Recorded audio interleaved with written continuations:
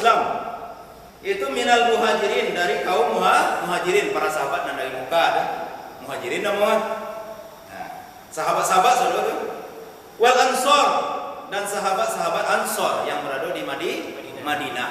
Nah, itu namanya ansor. Ansor penolong artinya. Penolong agama Allah, penolong sahabat-sahabat dari Mekah. Ibu sahabat-sahabat dari Mekah ditolongnya. Aku nak perlu rumah toko ambo tu tiku misalnya. Ambillah dua biar kami cik. Itu sayangnya ke sahabat-sahabat dari Mekah tetapi sahabat-sahabat dari Mekah tahu diri nya hendak memakai haji mumpung jurusnya lah. Mumpung dia ditawarkan mau ambil lah sado lah gitu dah. Tapi hendak loh. Ambil kami nak ambil toko kalian dah. Cukup pinjam tunjuan pasar ke kami menggali aja lah. Itu sahabat-sahabat dari Mekah. Atau ansor namanya di Mekah muhajirin dan menunggu namanya ansor. Jadi sahabat-sahabat itulah yang pertama masuk Islam. Sesudah itu kecil Allah SWT yaitu wallazina tabauhum bi ihsan. Kecil. Jadi kalau sahabat dari Mekah dan dari Madinah itulah diridhoi oleh Allah. Kalau kita wallazina tabauhum dan orang-orang yang mengikuti mereka. Kita tu bertambah sare baru diridhoi oleh Allah.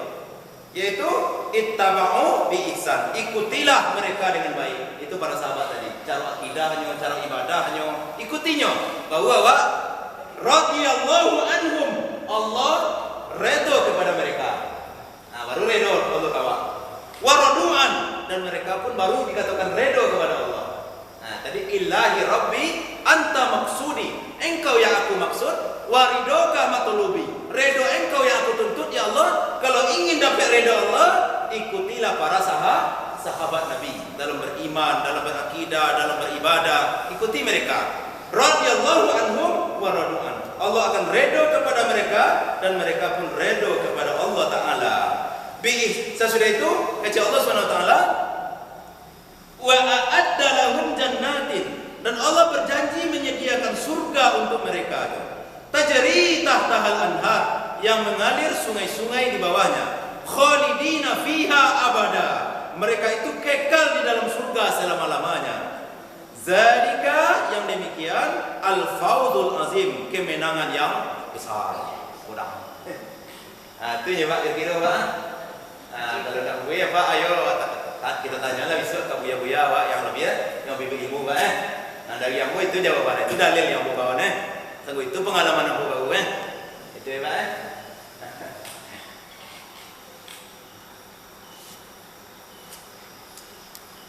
Ada yang ragu.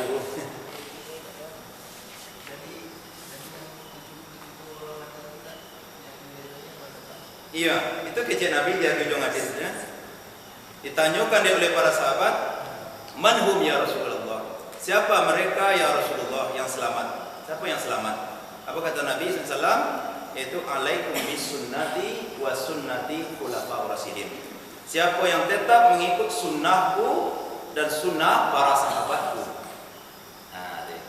Jadi awak ikutilah Rasul sunnahnya. Jadi kau mengaji pada lillah Pak. Jadi buya tu tak boleh awak putuskan selanya tu bahasa anak sekolahnya kecil buya lah kecil awak. Tak boleh lah. Tanya dalilnya. Sebut nak awak kecil dalilnya apa? Sebut awak jadikan amal kejadi keyakinan dia awak. Kalau kecilnya nak awak kecil, satu orang bisa ngecik. Tak kau idaknya apa ibu-ibu tu satu orang bisa ngecik. Dia ambo itu rasulullah. Kau dia ambo bang, ambo tu nama nui ambo nya tu nak awak kecil tu. Laka pasti ambo ko masuk surga tu nak pasti lepas.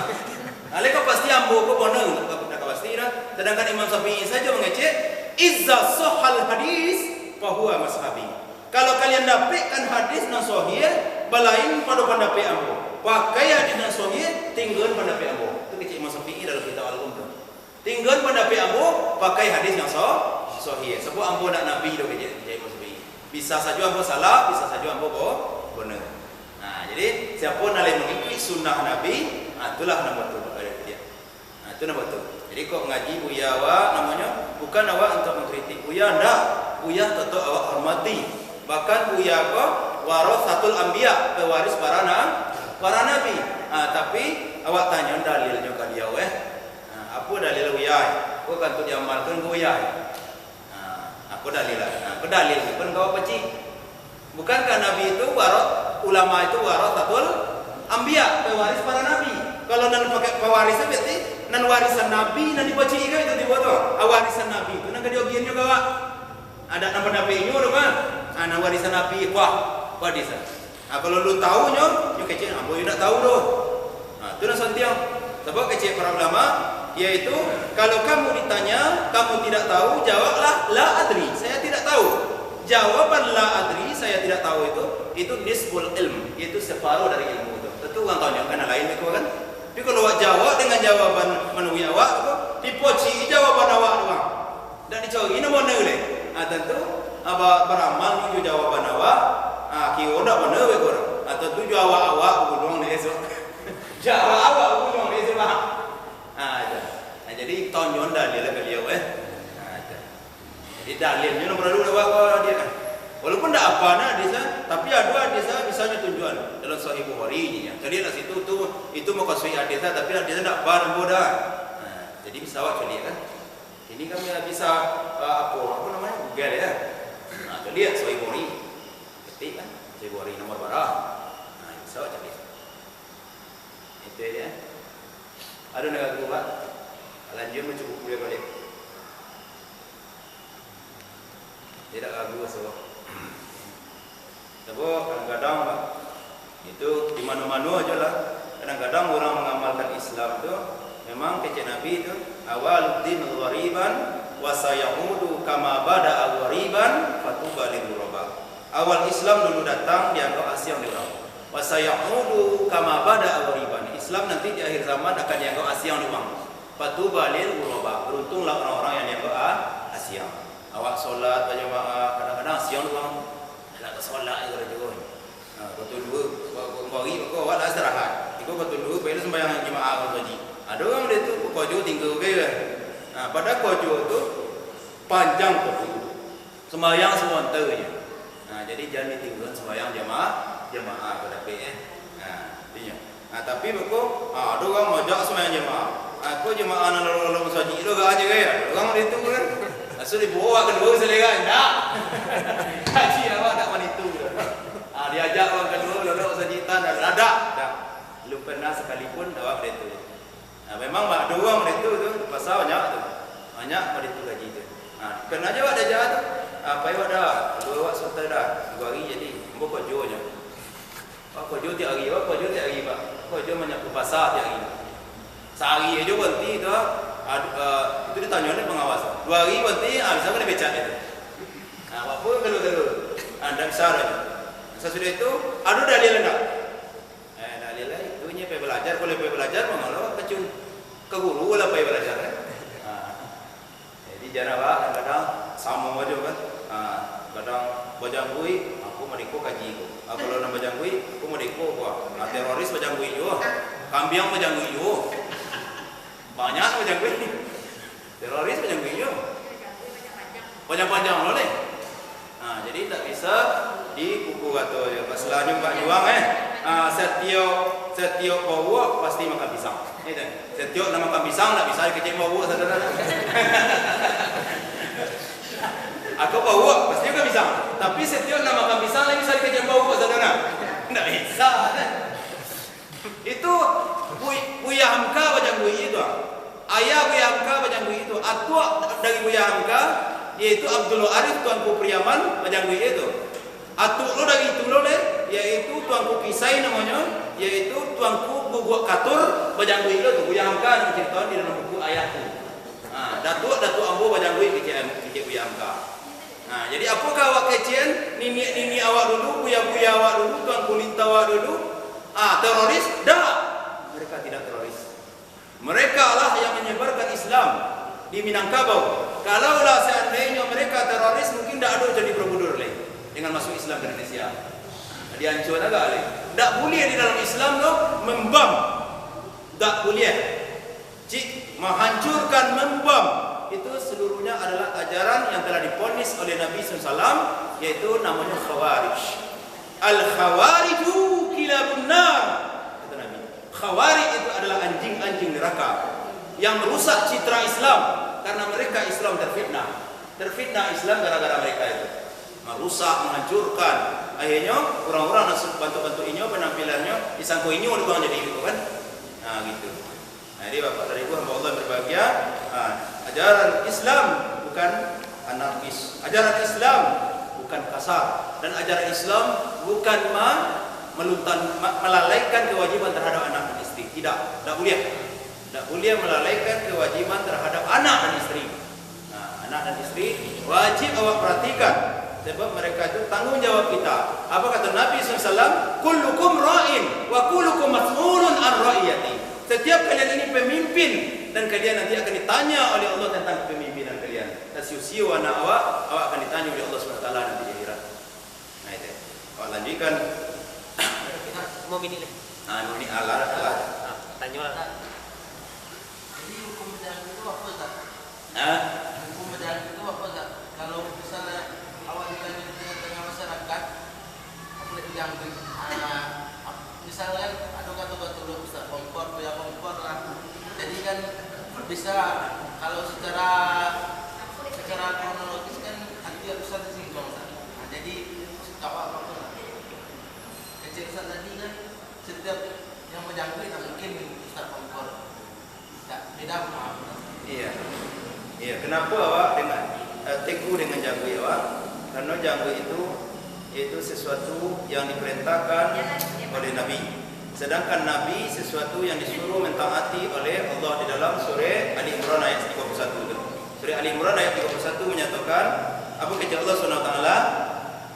Qul in kuntum tuhibbunallaha, katakanlah ya Muhammad, jika kalian cinta kepada Allah, cinta kalian kepada Allah, fattabi'uni, maka ikutilah aku. Aku di situ tuh siapa? Nabi Muhammad SAW. Kalau ikuti Nabi, yuhibbukumullah, Allah akan mencintai kalian. Allah akan cinta kepada kalian. Wa yaghfir lakum dzunubakum, dan Allah akan mengampuni dosa-dosa kalian. Nah, jadi jangkui salah satu bukti awak mengikuti Rasul. Sedangkan mengikuti Rasul, Allah akan mencintai awak. Dan Nabi memerintahkan tentang jangkui dalam hadis-hadisnya, yaitu ihfazul lihya waqsus sawari. Biarkanlah jenggot kalian. Biarkan, jangan diganggu-ganggukan. Dua itu apa dia ada dua itu. Jangan diganggu-ganggu. Waqsus sawari, potong sumui. Potong sumut kalian. Potong sumui, kata Nabi. Nah, itulah bangkonya para sahabat itu bajangkui. Itu disebutkan su'bah.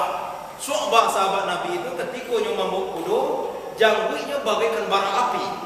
Kombang-kombang belakang, bentuk bara api. Nah, bentuk itulah. Jangkuinya para sahabat itu, bentuk bara api. Kombang-kombangnya belakang. Umar bin Khattab bajangkui. Sahabat-sahabat seluruhnya bajangkui. Tabi'in bajangkui. Imam Syafi'i bajangkui. Nyokan di uang Arab. Imam Bonjol. Tidak uang Arab tak? Uang Bonjol. Bonjol Tanjung Bungo pula pernah ceramah di kampung Tunggul Bonjol. Tanjung Bungo nama kampungnya, sebelah kanan Bonjol tu. So ke dalam ada musoji itu. Nah, itu Imam Bonjol tu jadi dipiting ibu-ibu kalau ditukar di pemerintah awak gambarnya. Anak potong-potong apa? Itu Imam Bonjol uang Minang tu. Uang Minang. Babaku ke Sungai Rimbang suliki Payakumbuh. Nah, bakunya uang Sungai Rimbang suliki Payakumbuh. Amaknya yaitu orang Bonjol banyak wi. Tidak uang Arab tidak. Nah, ada kecewa ketika itu ulun ada pisau. Nah, ada orang itu ada dalil di zaman Nabi itu ulun ada pisau. Jadilah panjang mana dah. Itu kalau tadi tiba-tiba tokok. Itu cara mengawin. Tidak ada tidak. Di zaman Nabi pedang ada. Kalau tidak kemungkinan Nabi kata ihfazul lihya waqsus sawari. Itu biarkan jenggot kalian dan cukur kumis kalian. Nah, ada tak kena ada pisau mencukur ketika itu. Ada lah.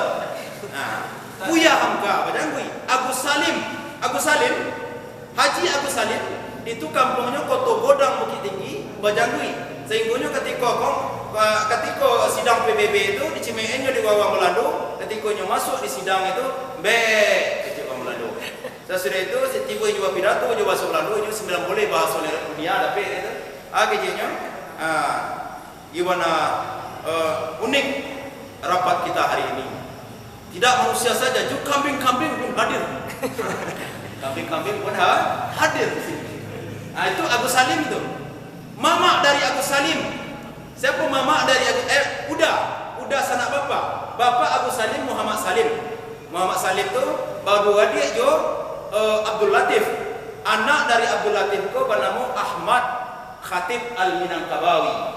Imam Masjidil Haram Mekah. Satu-satunya orang Asia Tenggara yang pernah menjadi imam di Masjidil Haram adalah Ahmad Khatib Al-Minangkabawi, anak dari Abdul Latif. Abdul Latif berdua adik dengan Muhammad Salim, anak Muhammad Salim Agus Salim. Agus Salim. Jadi Agus Salim dengan Ahmad Khatib yaitu berdua adik sanak bapak. Bapak godang Pak Kete, Agus Salim jo Ahmad Khatib Al-Minangkabawi. Ahmad Khatib Al-Minangkabawi diceritakan oleh Ayah Hamka, oleh Buya Hamka dalam bukunya Ayahku, yaitu keceknya Ahmad Khatib diceritakan di Ayahmu, kecek Buya Hamka diceritakan di Dr. Abdul Karim Amarullah, ayah beliau. Ahmad Khatib itu janggutnya rancak, lancip ke bawah. Lancip janggut runcang ke bawah. Rancak sekali janggutnya. Nah, jadi memang janggut itu adalah sunnah dari ulama-ulama kita dahulu Nah, jadi kalau di tuan orang nak iwang nak dapat bini yang wang jangan buat copet laku bu. Nah, cubalah kau Indra. Taruh namanya dia. Nah, tak perlu cewek-cewek dah. Nah, tanya dia tu kau ustaz kau cari nama jodoh cik. Aduh lo jodoh tu, orang tu kan berpasang-pasang tu. Orang macam gue itu kau jodohnya orang menjadi bakodang lo kan. Nah, orang dan preman tu jodohnya lah sesuai lo dia tu. Aduh jodohnya. Nah, dah kecomi bagai dah. Kalau masalah bini Nah, masalah bini tapi bini yang yuang, jangan bilang aja yuang. Nah, so gitu dah kena bini. Foto nonjol gini semua. Lah itulah dulu mungkin Bapak dan Ibu Allah berbahagia, semoga doanya.